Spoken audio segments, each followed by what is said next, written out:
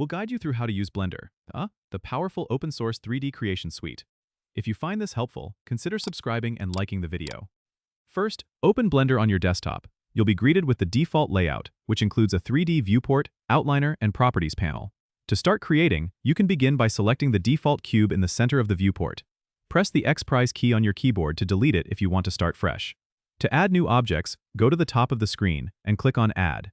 Then select Mesh and choose the shape you want to use, like a cube, sphere, or cylinder.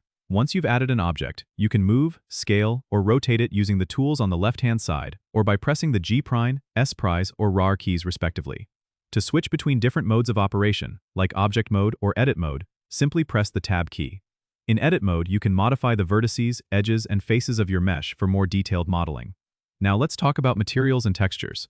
In the Properties panel on the right, click on the Material tab, represented by a circle icon. Here, you can create a new material for your object, change its base color, and adjust its surface properties like roughness or metallic. For rendering, go to the Render Properties tab, where you can choose between different rendering engines like Eevee or Cycles, depending on your needs. To view your scene in rendered mode, just click on the viewport shading icon at the top right of the 3D viewport and select Rendered. This will give you a preview of how your final render will look. To save your work, go to File, then Save As, and choose a location on your computer. Remember, practice makes perfect with Blender, so keep experimenting and learning new techniques. Don't forget to subscribe and comment if this helped you out.